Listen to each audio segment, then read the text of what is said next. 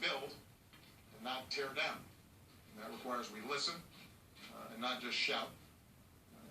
That's how we're going to move forward together, by trying to unite each other and understand each other and not simply divide ourselves from one another.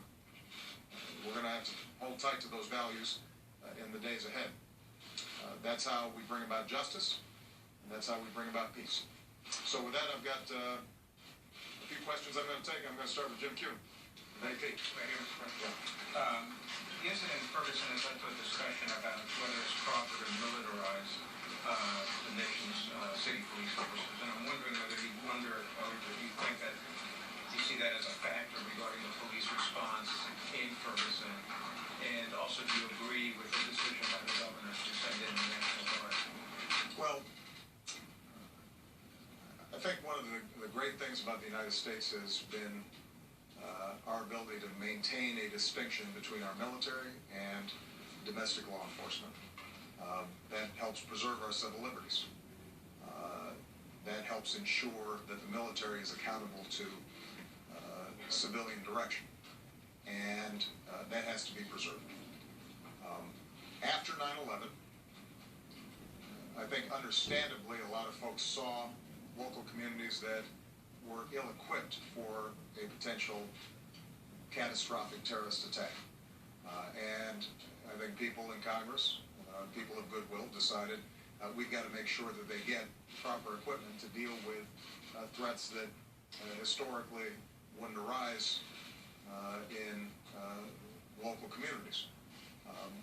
And some of that's been useful.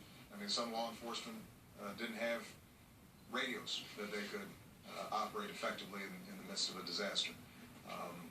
Some communities needed to be prepared if, in fact, there was a chemical attack, and they didn't have hazmat suits. Having said that, I think it's probably useful for us to review how the funding has gone, how local law enforcement has used grant dollars to make sure that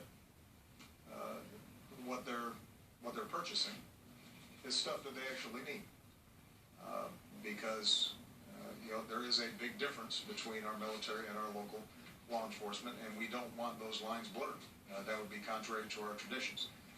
And I think that there will be some bipartisan interest in re-examining some of those programs. With respect to the National Guard, I think it's important just to remember this was a state-activated National Guard, so it's under the charge of the governor. This is not something that we initiated at the federal level. I spoke to Jay Nixon about this, expressed an interest in making sure that if, in fact, a National Guard is used, it is used in a limited and appropriate way. He described the support role that they're going to be providing to local law enforcement, and I'll be watching over the next several days to assess whether, in fact, it's helping rather than hindering progress in Ferguson.